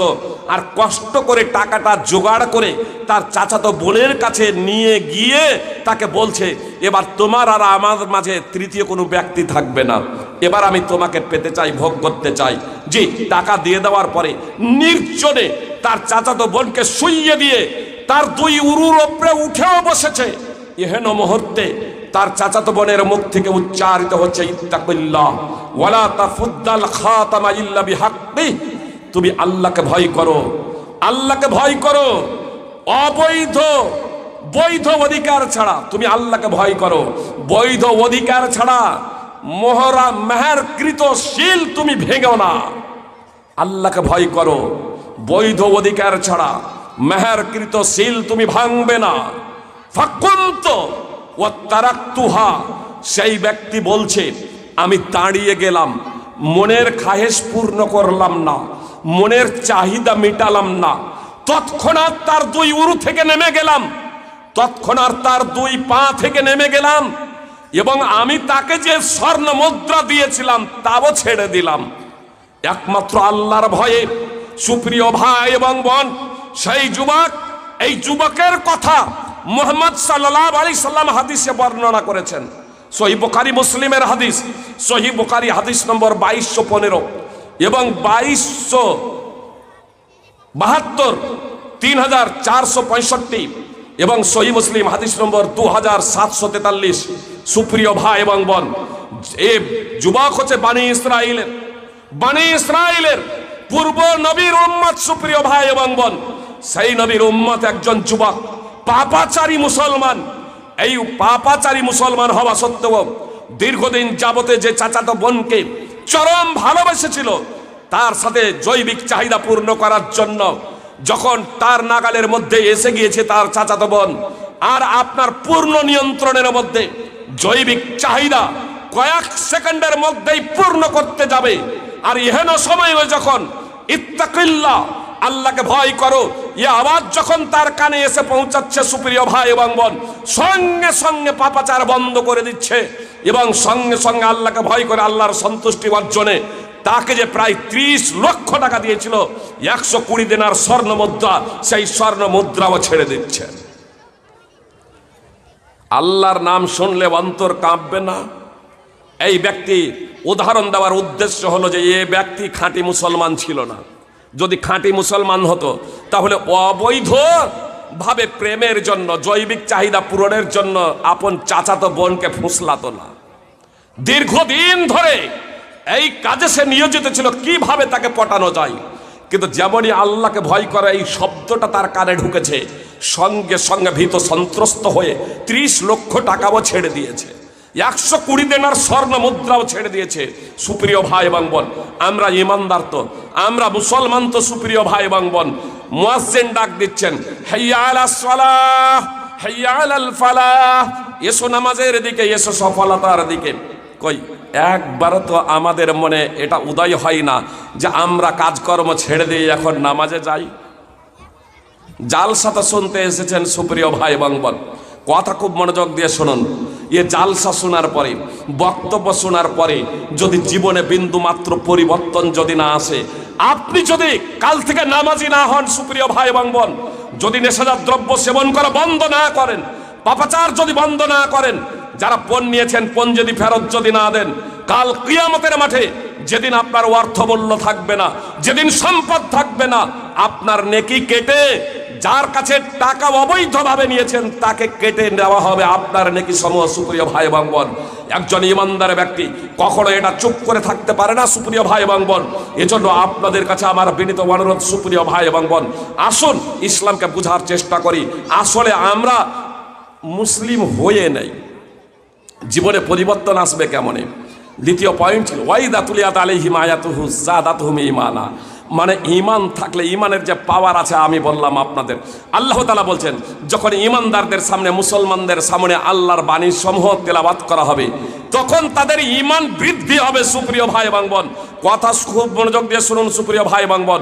যদি এ আলোচনা শোনার পরে আল্লাহর ভয় ভীতি আপনার অন্তরে প্রবেশ না করে, আপনার অন্তরে যদি এ সুধারণা তৈরি না হয় যে আগামী দিন থেকে আমরা আমাদের ছেলে মেয়েদেরকে ইসলামের মৌলিক শিক্ষা অবশ্যই দিব এবং পাপাচার বন্ধ করে দিয়ে আমরা সৎ কাজের প্রতি তৎপর হব, নিজেরা সৎ কাজ করব, অন্যকে সৎ কাজের প্রতি উৎসাহ প্রদান করব, এই ধ্যান ধারণা যদি আপনার যদি তৈরি না হয় অন্তরে সুপ্রিয় ভাই এবং বোন, তাহলে আজকে আমি বলবো গভীর রাত্রে উঠুন, গভীর রাত্রে উঠে আল্লাহ তাআলার কাছে প্রার্থনা করুন, হি আল্লাহ আমার অন্তর কাঁপে না কেন, আমার অন্তর তোমার ভয়ে কাঁপে না কেন?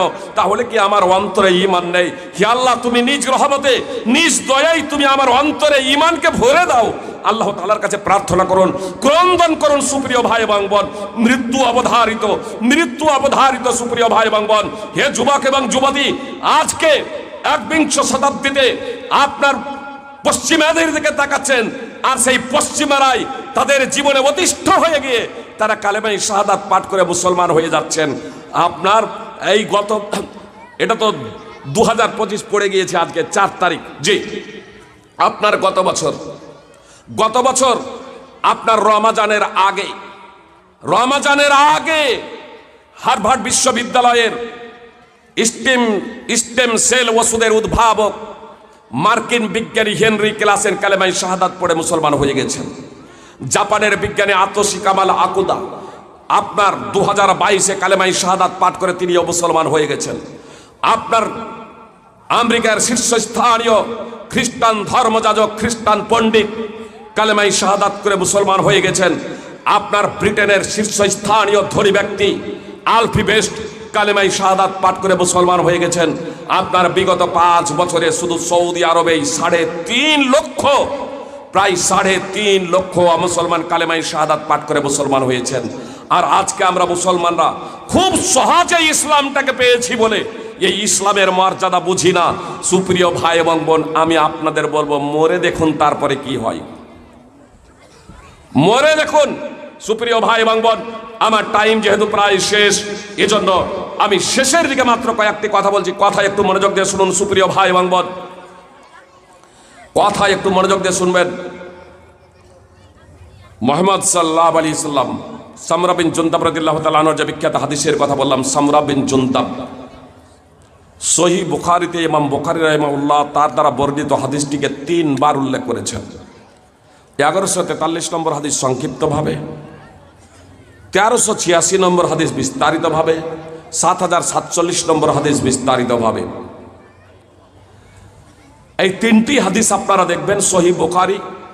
আপনার ক্রমিক নম্বর হাদিসের যে নম্বর বললাম, এ নম্বর মিলে যাবে। যারা আরবি দেখবো মনে করছেন, আপনার রিয়াদ আরবি সহিহ বুখারী, দারুস সালাম পাবলিকেশনস, রিয়াদ, সৌদি আরব, ফতুল বাড়ির ক্রমিক নম্বরের সাথে মিলে যাবে। আপনার বাংলায় যে 6 খণ্ড বুখারী আছে তাওহীদ পাবলিকেশনস থেকে প্রকাশিত, সেই খণ্ডগুলোর সাথেও আপনার সেই অনুদিত বুখারীর সাথেও এই ক্রমিক নম্বর মিলে যাবে।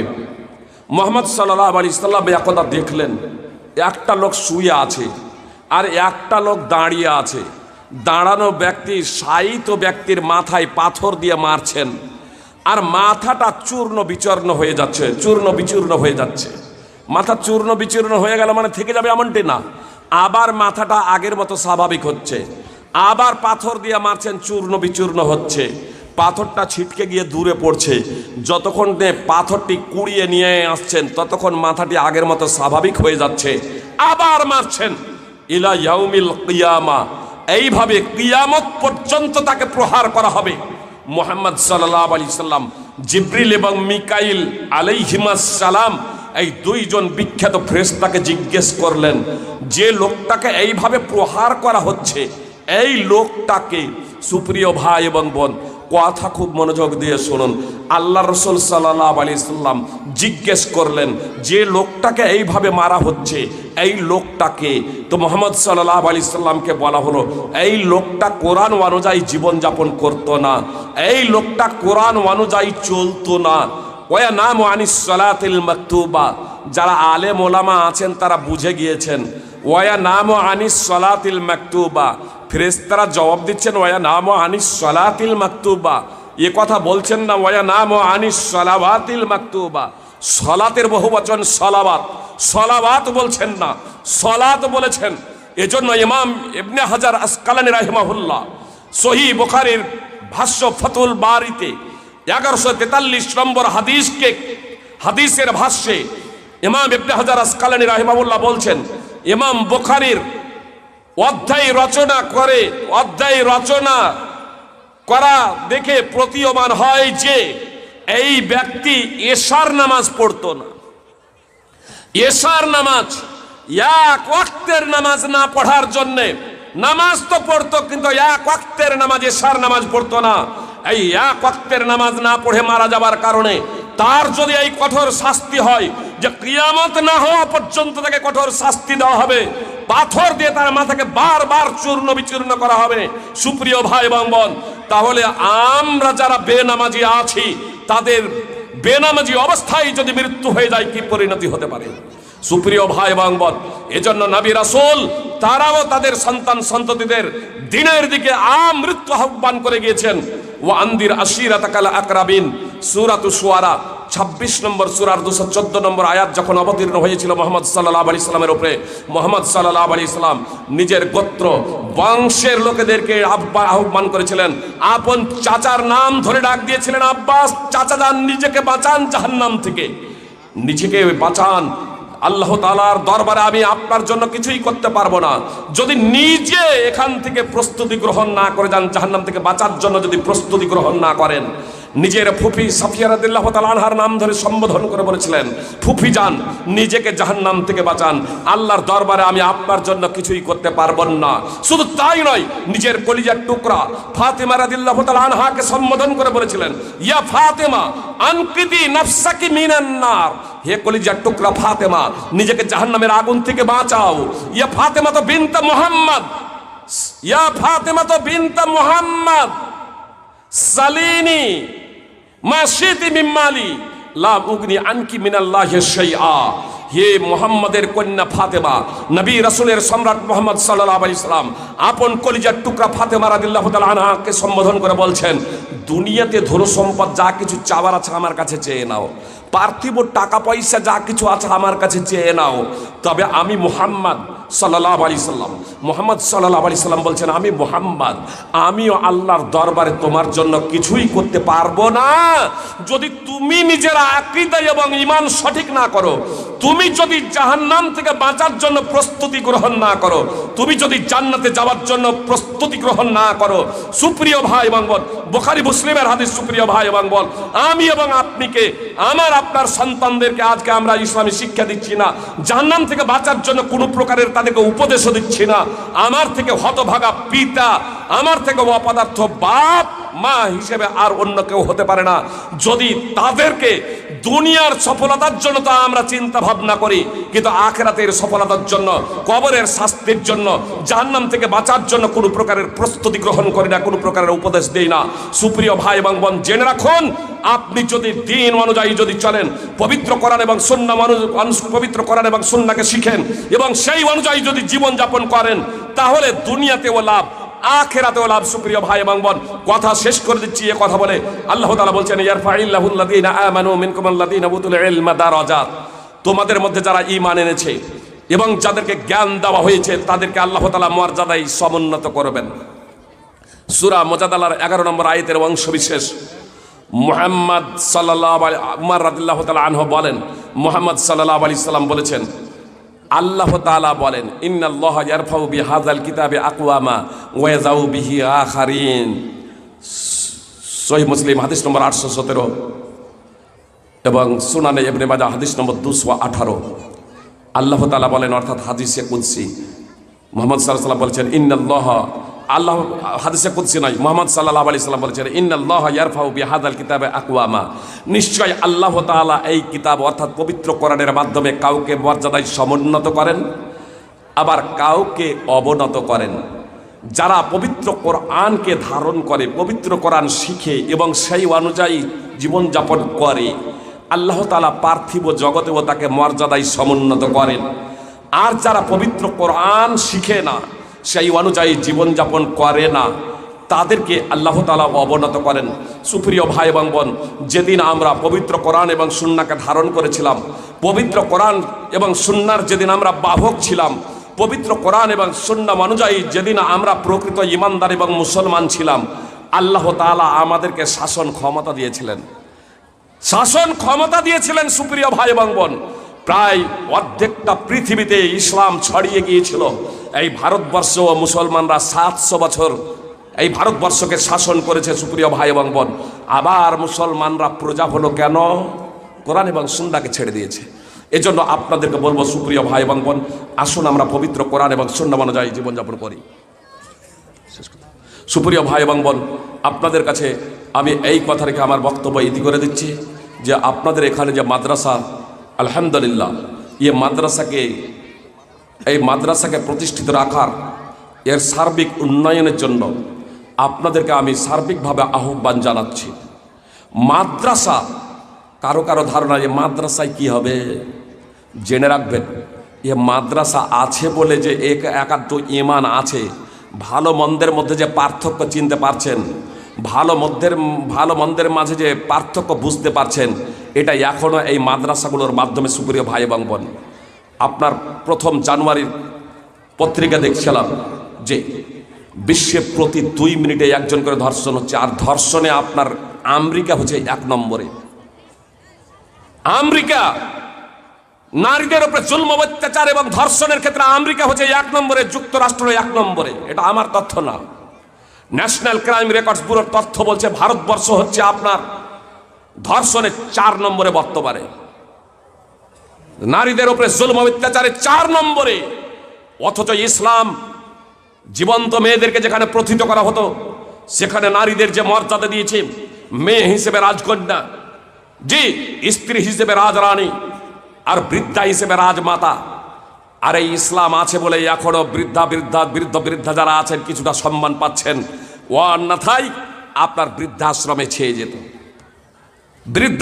ছেয়ে যেত পিতামাতার সম্মান। জেনে রাখুন, এই পৃথিবীর টিকে আছে তাই মাদ্রাসার জন্যই। আপনাদের কমন একটা কথা বলা আছে, বক্তাদের জন্য মাদ্রাসা টিকে আছে এমনটি না, বক্তাদের জন্য মাদ্রাসা টিকে আছে এমনটি না।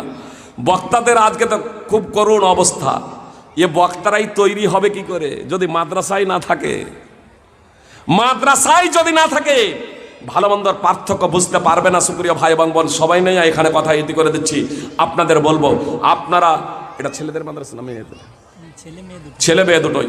জি, আপনার ইসলামী সিস্টেম অনুযায়ী, ইসলামী বিধান অনুযায়ী সেটাকে মেনটেন করে আপনারা পরিচালনা করবেন ইনশাআল্লাহ। আর আপনাদেরকে বলবো যে এখানে ছেলে মেয়ে উভয়ের জন্য শিক্ষার ব্যবস্থা রয়েছে। আপনারা ছেলে এবং মেয়ে দেবেন, সাথে সাথে অর্থ আপনাদের গরিব ছাত্রছাত্রীদের জন্য জাকাত ও সর দিয়ে আপনারা সাহায্য সহায়তা করবেন, এমনকি সাধারণ দানও আপনারা এই প্রতিষ্ঠানে দেবেন। এ কথা বলে আমার বক্তব্য ইতি করে দিচ্ছি। আসসালামু আলাইকুম রহমতুল্লাহি ওয়া বারাকাতুহু।